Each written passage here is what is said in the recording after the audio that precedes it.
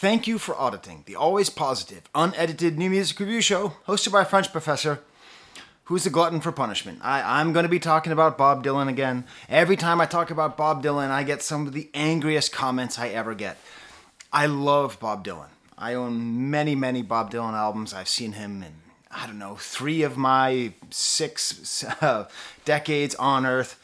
But despite the fact I love Bob Dylan, I also think it's important to be critical of Bob Dylan when necessary. So if you're one of those Bob Dylan superfans who already hates me, you're still going to hate me, despite the fact I love Shadow Kingdom. I think it's great. I think everybody needs to own it. I think if you've ever owned a Bob Dylan album in any form, you should buy this one as well. He is at the absolute top of his game and a proof that he is absolutely the number one uber genius of all existence.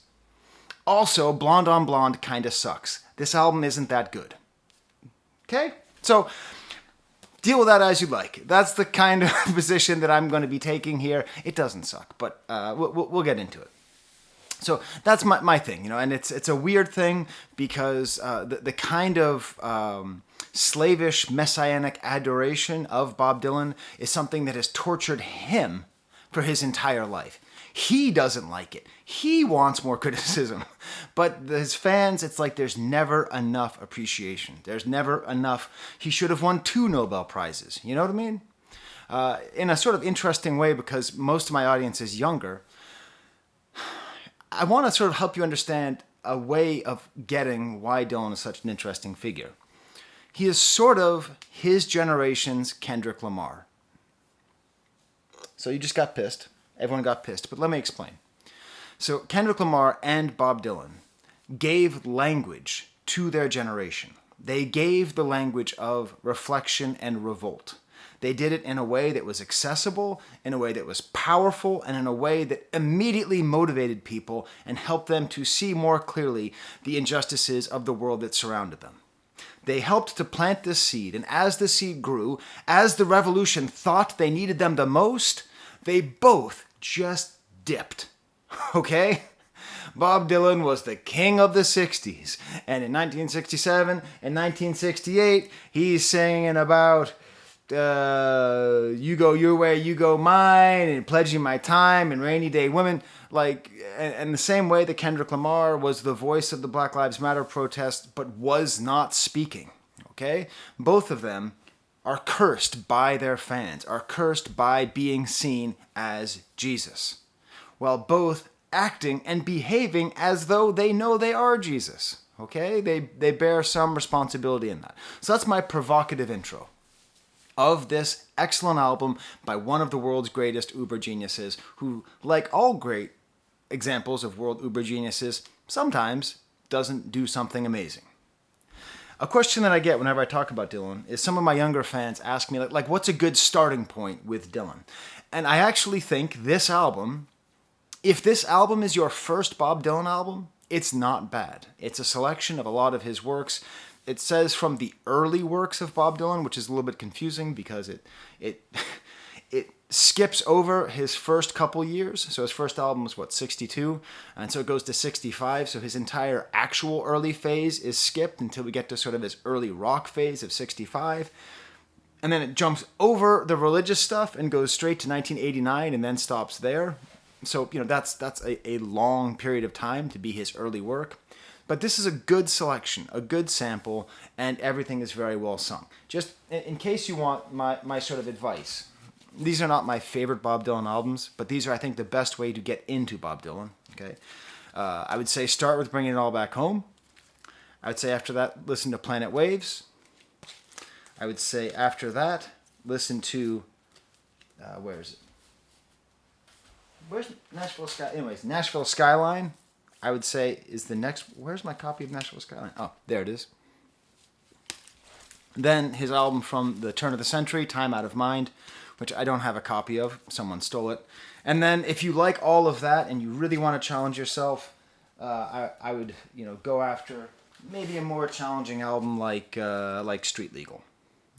Like a little bit less straightforward. So that's my suggestions. I'll put it in the description if I remember. And so let's talk about this actual album, and let's talk about it in the context of a criticism I have of Bob Dylan. So Like many people my generation, my relationship to musicians of the 60s is heavily mediated through my relationship to my parents, right? My parents grew up when Bob Dylan is 2 years younger than my dad. I think he's the exact same age as my mom. Both my parents are now dead. Both of them saw Bob Dylan in concert several times. Both of them would buy his albums and would love his music and love everything about him, right? And they're friends as well, part of the whole zeitgeist. And so, actually, my final Christmas gift to my father was a copy of that book that Bob Dylan made last year. What was it called? Philosophy of Modern Song. Lots of nice pictures, sort of meditations on great music and how great songs are written. And I was all excited to give it to him because I thought we would have this nice long conversation. I was even thinking of having him come on this channel and discuss what he thought about the book. Looking at it and thinking, this looks pretty great. But my dad read it, cover to cover, and said, yeah, it's not very good. I don't think his heart was in it. He keeps mentioning how his friends want him to make this book, and I think that's what happened.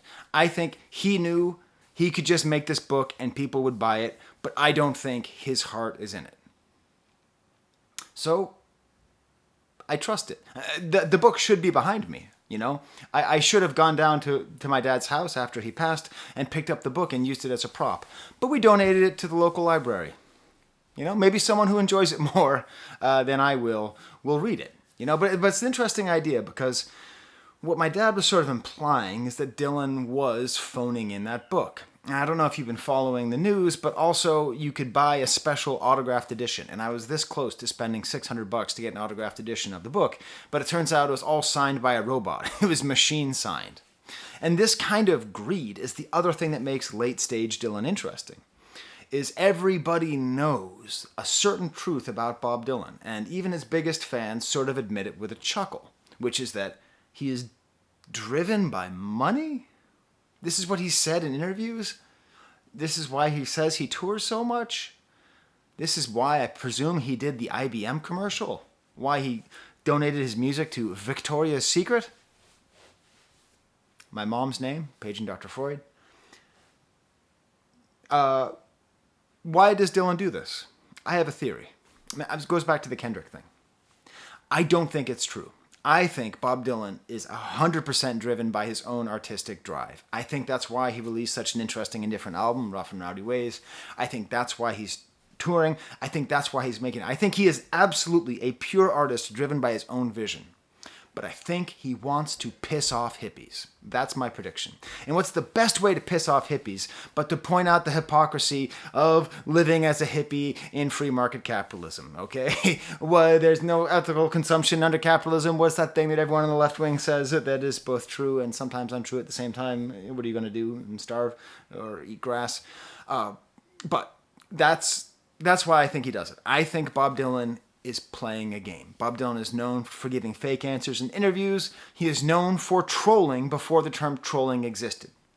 So for those of you Dylan fans who still can't get over the fact that I don't particularly care for the album Blonde on Blonde, this is my gift to you. That niggling feeling you have, like, I love Bob, but why does he keep saying it's all about money? He's saying it's all about money to throw you off, to see if you're stupid enough to believe it. Bob Dylan had all the success you could possibly have, has no reason to do anything. But he still does it because he's a great artist. A greater artist than even the people who are writing me hateful comments understand. Okay? So, does that mean that he didn't phone in that book? Not necessarily. You know what I mean? Like, that's the great thing about art. You know, it can be great, it could be terrible, it could be everything. So the reason I think that it's important to understand that book, The Philosophy of Modern Song, is it feels to me like this album, this release, is in conversation with that. This is Bob Dylan's, who thinks a lot about American music, folk music, country music, blues music. He's obsessed with old music, right?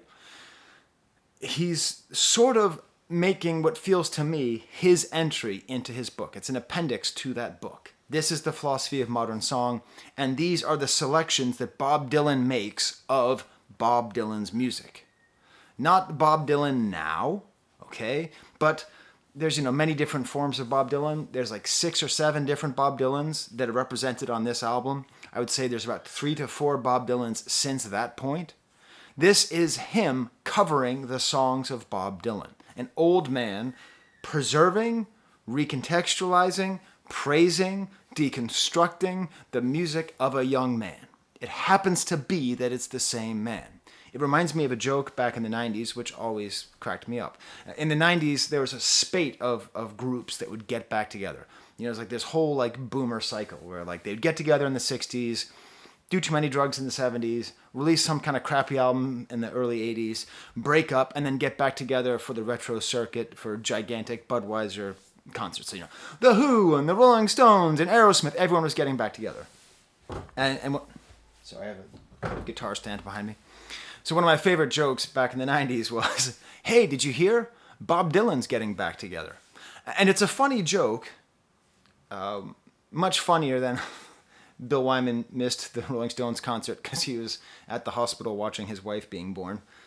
Another joke at that time. Not funny. I guess he's dead. But, you know, Bob Dylan got back together, you know, and that's what this feels like. This feels like Bob Dylan reuniting and covering the songs of Bob Dylan. The thing that does frustrate me is I like this album so much. I like his performance so much. I like his voice so much. I like his band so much. I want this album to be 50 albums long. He's actually only featuring, let's see if I have them all here. He's actually only featuring music from like these albums, from 7 albums out of 39 albums. Okay, I think there's out of 39 albums, he's only picking from 7 of them. But that's, you know, that's part of the beauty. You know, it is a little bit the greatest hits. Only 13, you know, like he's only had 13 albums since 1989, so these are 7 albums before, but it's fine. You know, all the songs are great. What can you do with these amazing songs? He did make some interesting choices that I did not expect, and not surprisingly, those songs are some of the highlights of the album.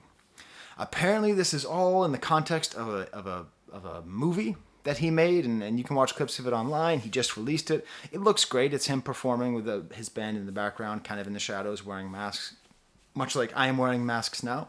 I am in Western New York, and the air quality in Western New York is worse than the air quality in Beijing because of some fires up in Canada.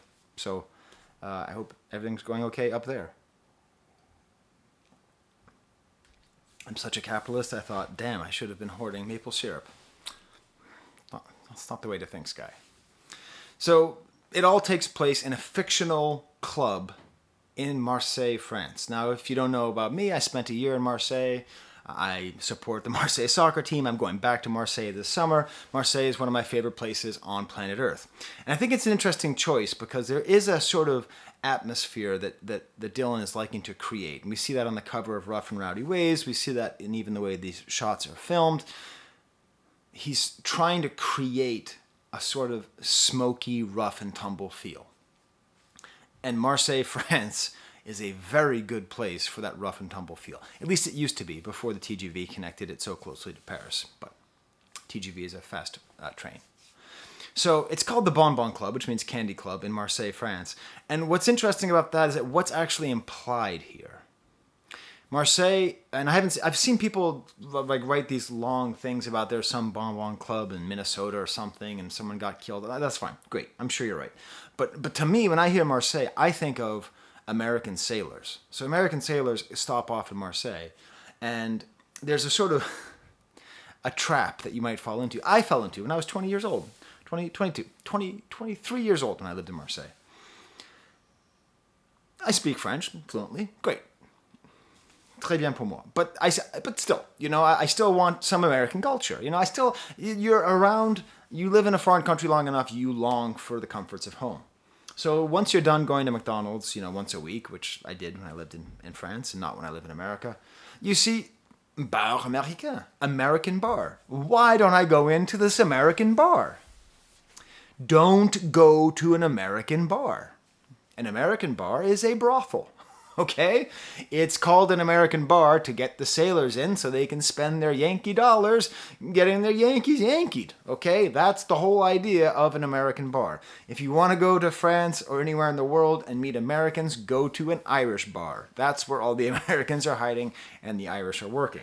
It's a whole kind of story here. So I picture that's what Bob is trying to put us in a sort of seedy, prostitute-ridden, underground, smoky bar. I will say I've read some reviews of this album, particularly by Mojo, which is one of my favorite magazines, but they don't talk about new music unless it's new people who sound old or it's old people releasing new music. And what I like is that they actually quote the book. They quote that Philosophy of Modern Song book. And I'm just going to provide that quote, which I found from them. Music transcends time by living within it, just as reincarnation allows us to transcend life by living it again and again. And this reminds me of my favorite thing about Bob Dylan's spirituality.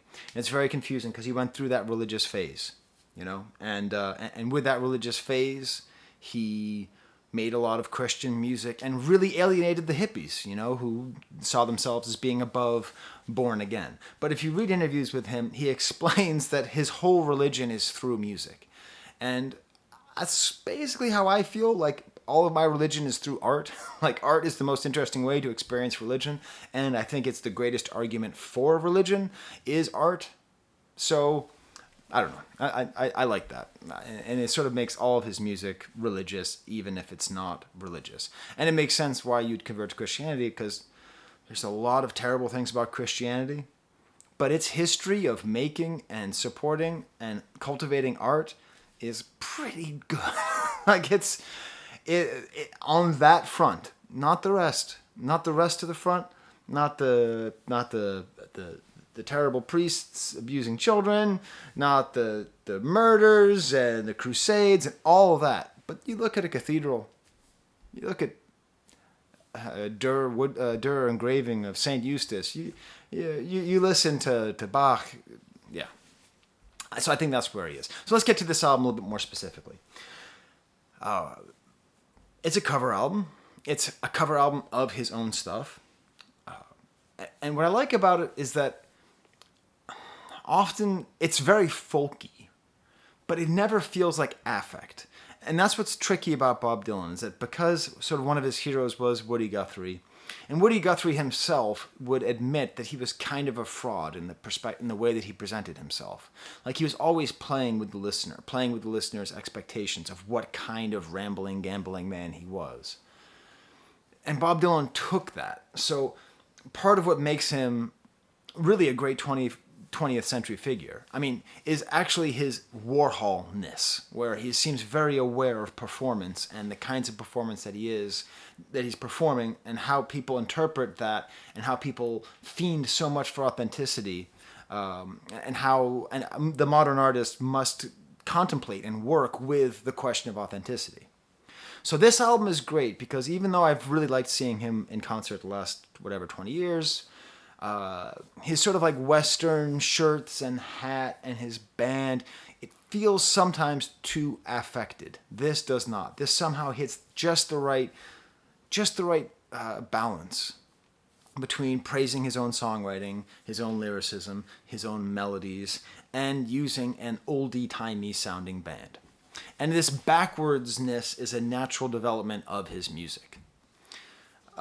So the other thing about Dylan is that I have a lot of like favorite Dylan friends. Like I was friends with this guy from Denmark, and I've never met anybody who knows as much as this guy knows about Dylan. You sitting here, you think you know about Bob Dylan? My friend from Denmark knows more than you. I guarantee it. And it was just this a weird way to get to know this guy, because how is that even possible? He just did. And my former French professor, a guy named Kirk, we became friends, and we're still friends. And one time I wanted to take my parents to see Dylan at the Fleet Center, the Boston Garden, and my parents bailed. So I invited Kirk and then my friend Keith's dad, and they both happened to be from Minnesota. And Keith's dad is like friends with Grill Marcus, kind of like a real sort of intellectual music type guy. And so like seeing the concert with them was this great moment. And then Kirk is also an accordion player. So when I heard this album, I immediately texted him saying, "Accordion heaven." And that's part of why I like this album so much, is the older I get, the less I can tolerate Bob Dylan's harmonica. I don't understand it. How is it just? And I'm not trolling you, okay? If you're one of these Bob Dylan super fans, just tell me. Like, do you really not get bothered by the harmonica? And if not, that's cool. But is it, like, especially on the earlier stuff, like, does it not bother you? Is it just that my ears are too sensitive? Feel free to tell me in the comments, okay? Like, I am not making fun of you. If you can stomach it, that's fine. But I find myself listening to Bob Dylan, and a lot of Neil Young for that matter, and just thinking, boy, I wish I had Ye's stem player and I could just take out the harmonica there. But it's not the accordion that brings you to this album. It's not. What brings you to this album is that this is Bob Dylan's best vocal performance. Period. There it is. I don't know. He's 80 years old. 80? I don't know. Listen, I'm not saying it's his most impactful musical singing performance. Listen, okay, I know. Early Bob Dylan, the emotion that he's able to put in there, the strength of his voice. Oh, okay. New Morning, maybe my favorite Bob Dylan album. You're not going to get better than that. But as far as just the listenability of his voice, the harmony, the melody that he's able to hit, it's interesting because I think this album, everyone's been comparing this as a companion piece to Rough and Rowdy Ways.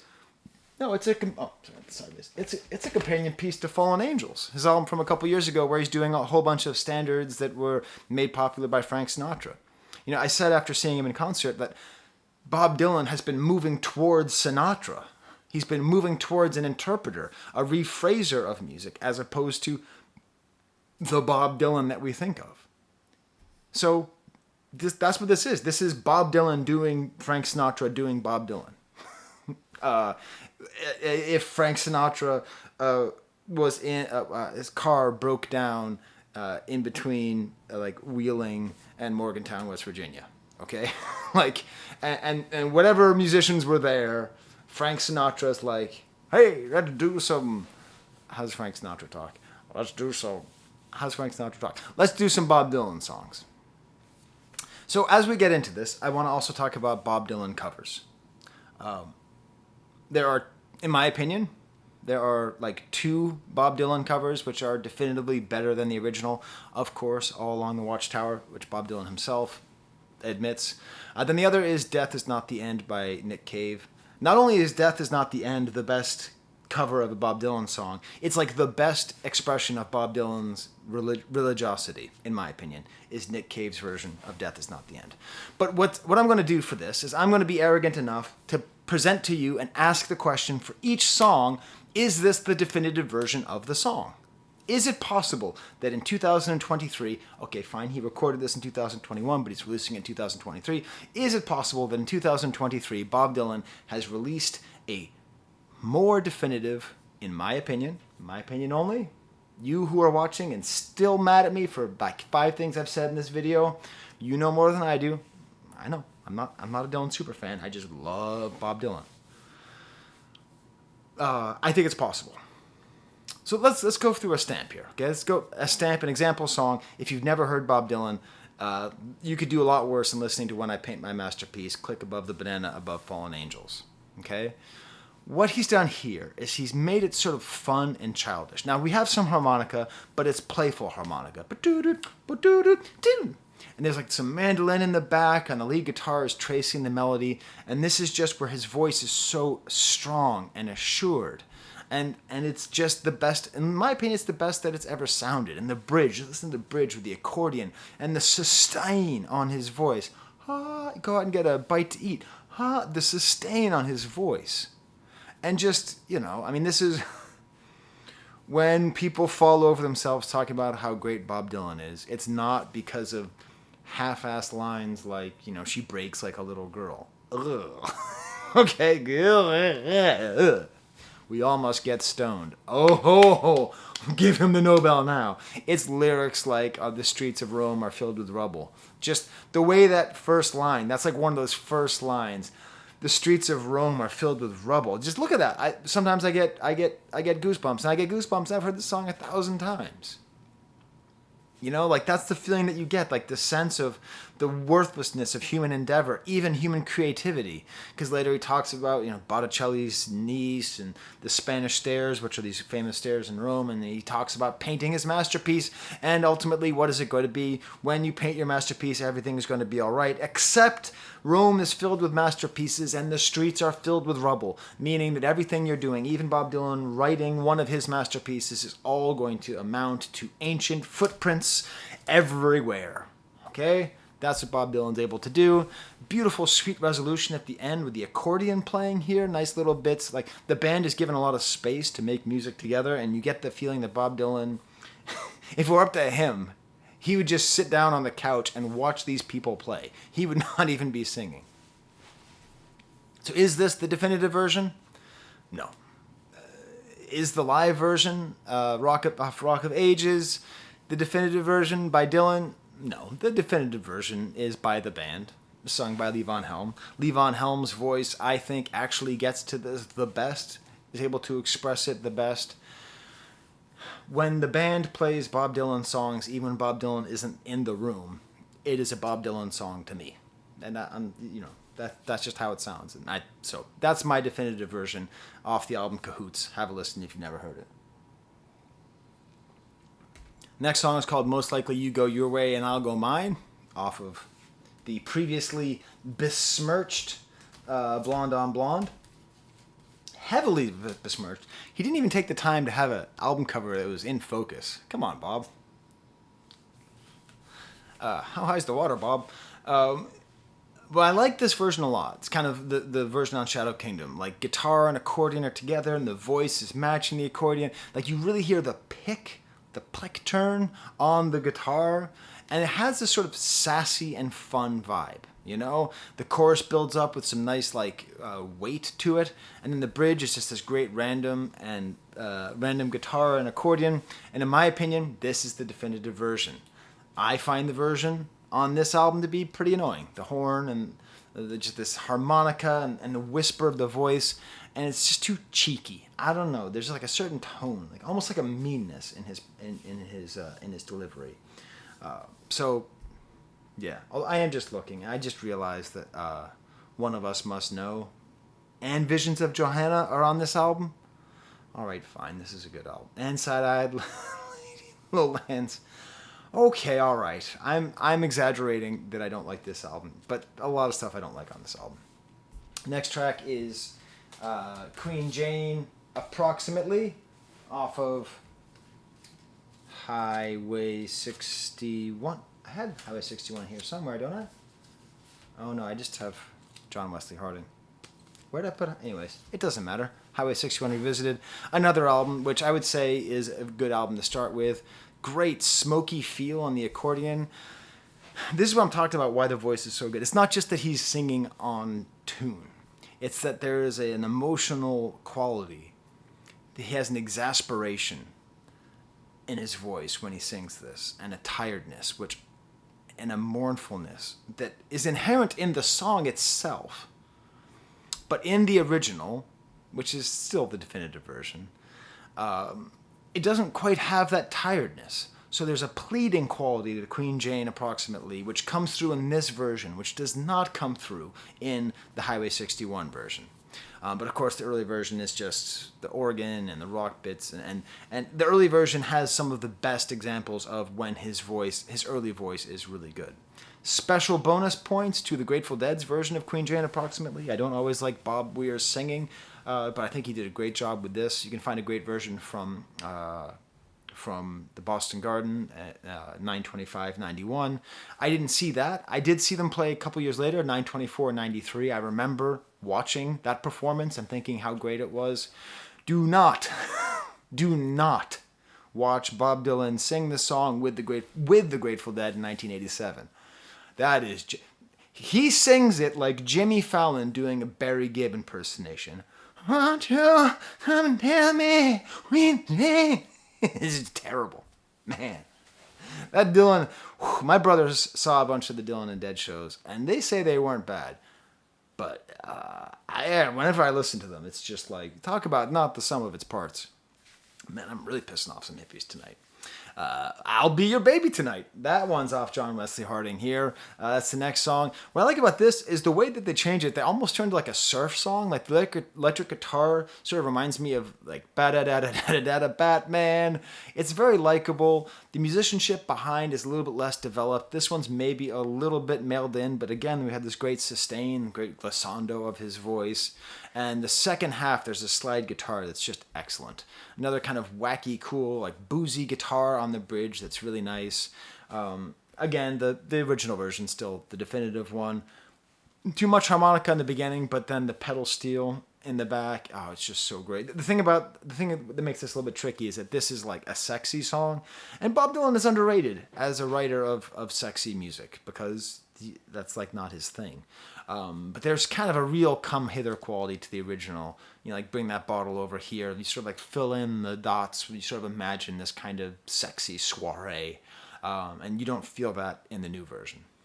Just like Tom Thumb's Blues, again off Highway 61 Revisited. Here his voice is just an absolute highlight. And the reason why is that a lot of Bob Dylan songs are just chock full with words, you know? I mean, that's another way, the connection between, you know, rap music and Bob Dylan is that in both cases, a lot of times it's just words, words.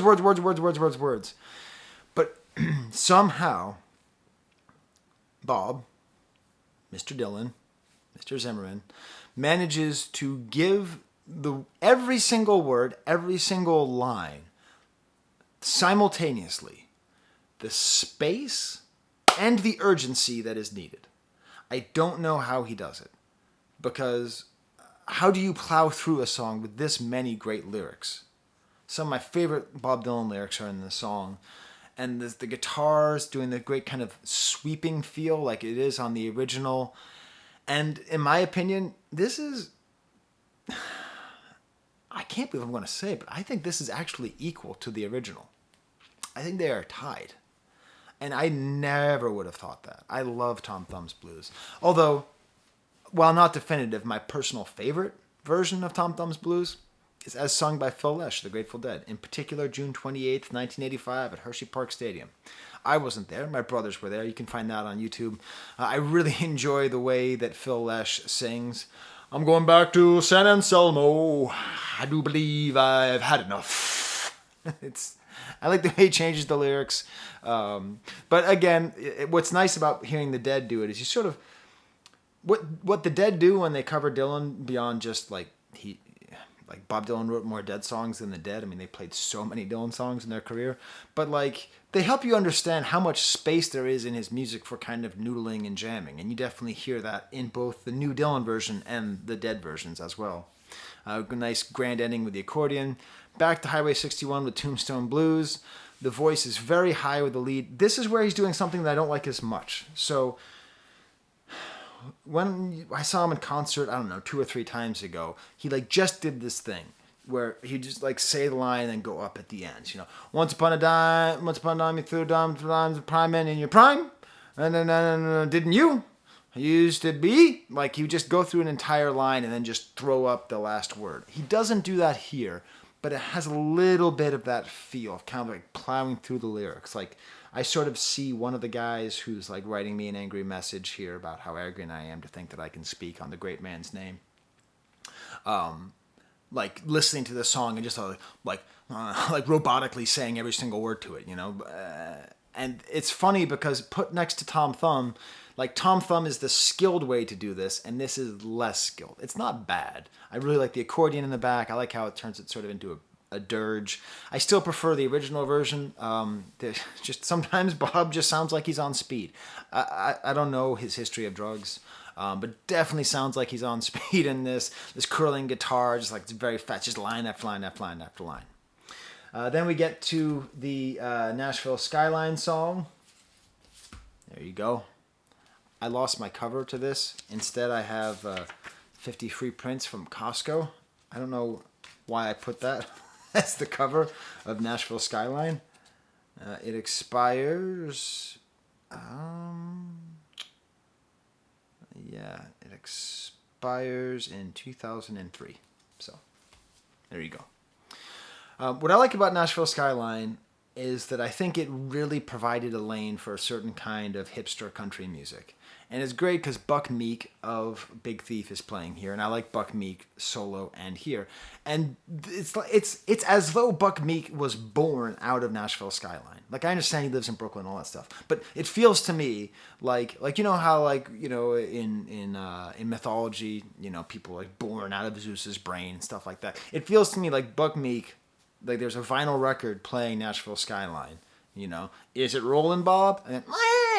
And then little baby Buck Meek was born out of that little record groove and just spinning around, the little umbilical cord getting caught up. Like that's the image that I get. So it's really nice hearing Buck Meek on here. Nice kind of shuffle here. I love the way he sings just the words Ivory Tower. I still think the original is the definitive version just because the weird voice that he had for that album is so charming and nice. The sort of proto-Kermit singing. And then we get to a real highlight on the album, which is his version of Was It What You Wanted?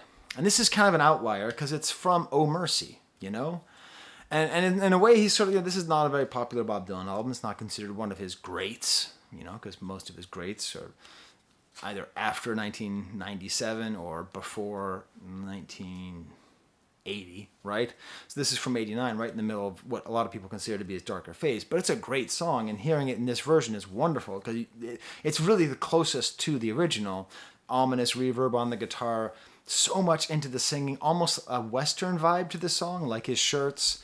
He really gets the emotion out of the song, What was it?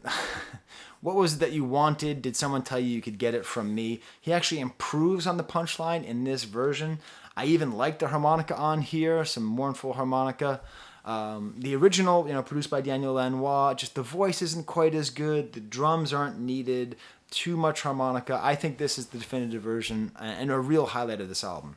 This is why I wish that Shadow Kingdom has like Shadow Kingdom 2, Shadow Kingdom 3, Shadow Kingdom 4, The Return of the Shadows.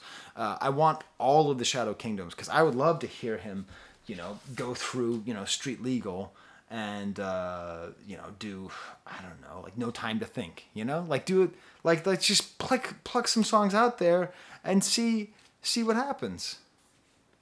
We then get to the song Forever Young, off of a lot of things, including Planet Waves.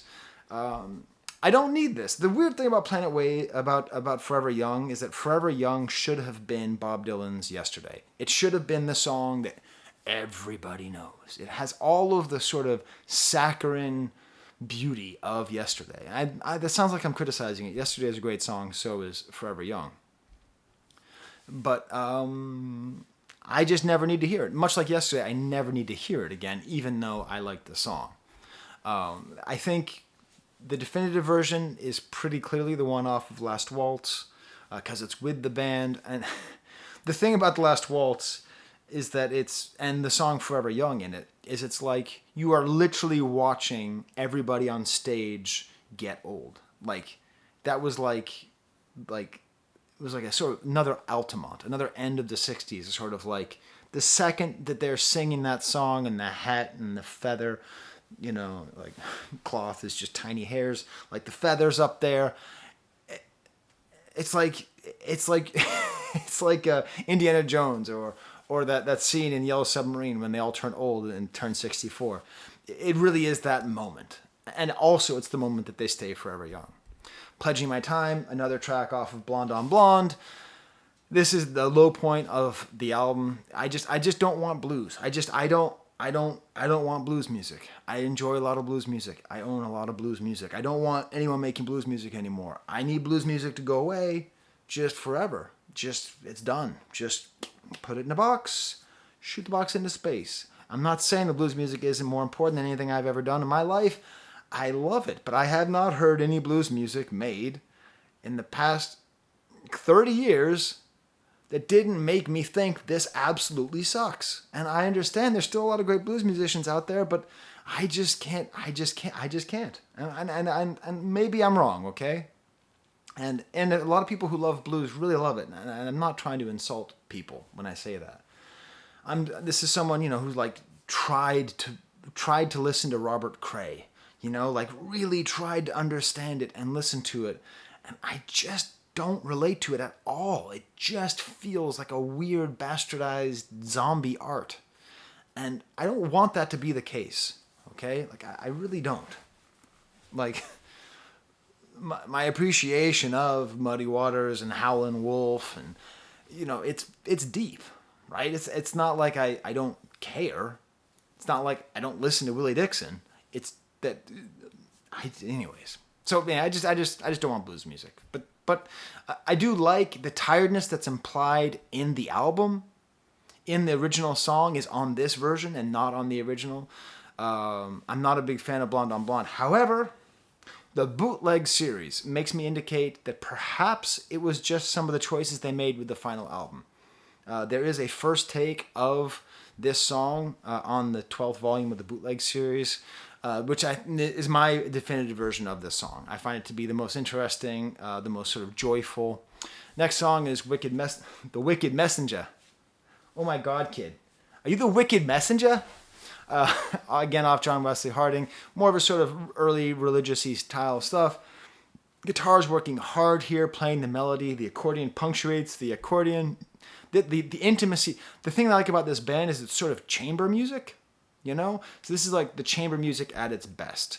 And in my opinion, this is the definitive version of the song.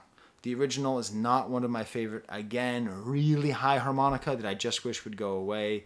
I hear it the way like a dog hears a high note and starts whining. I'm a whiny cur, Professor Skye.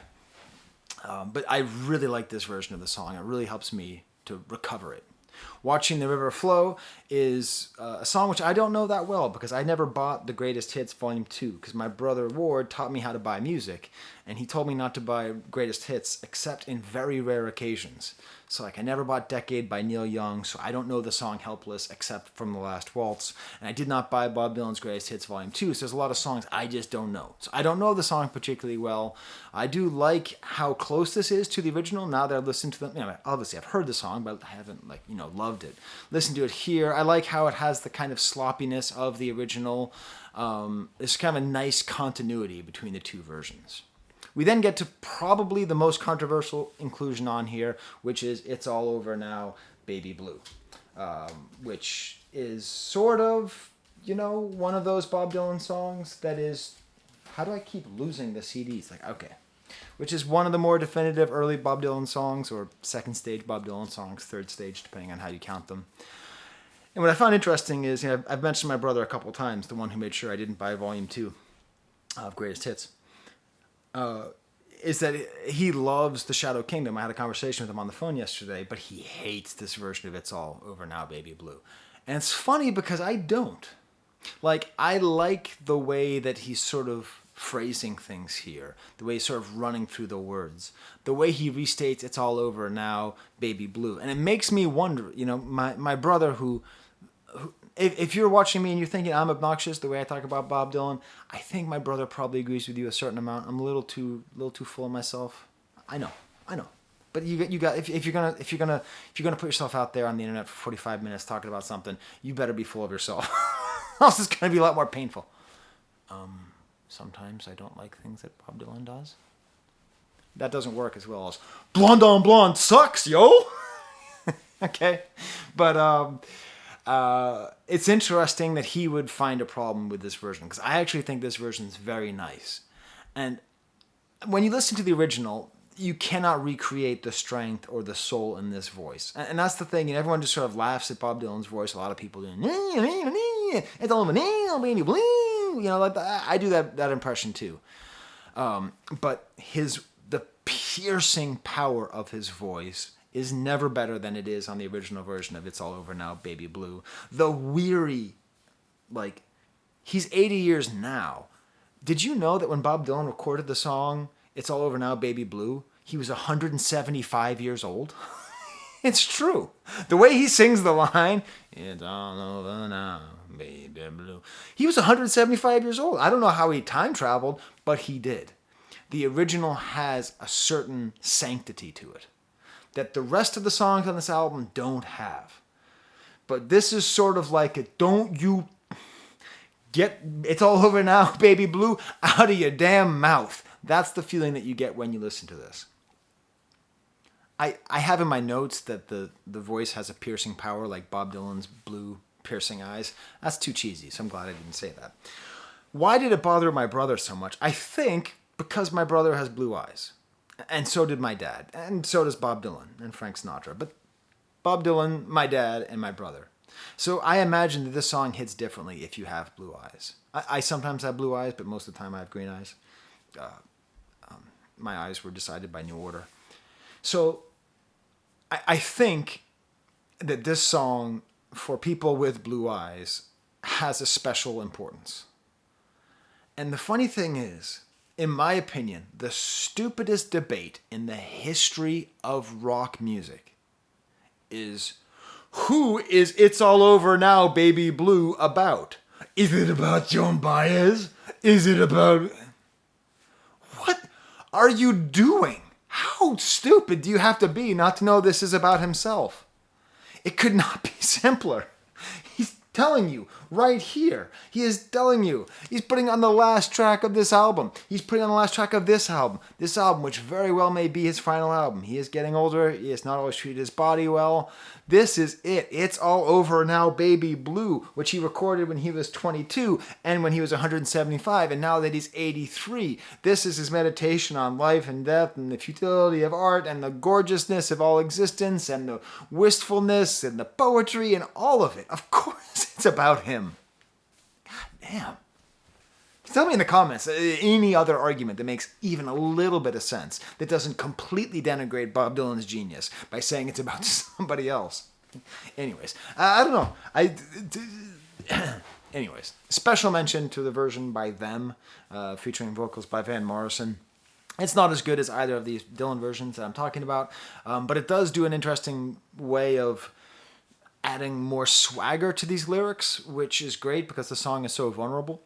And then the album ends, Shadow Kingdom ends with an original instrumental, Sierra's theme. This is a chance for the band to show off. This is what I think Bob wanted to do the whole time, which is sit on the couch and watch this wonderful group of musicians who are so eager to play for him and to be part of his work and his oeuvre, that it's just this beautiful... It's like they are appreciating Bob by making music that Bob likes, and Bob is appreciating them by giving them space to make this music and appreciate them.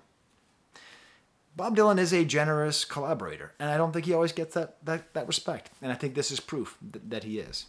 So there's my review. You might be angry with me, and that's cool. Part of what makes Bob Dylan so wonderful is how infinitely debatable he is. I'm totally going to buy this album, by the way.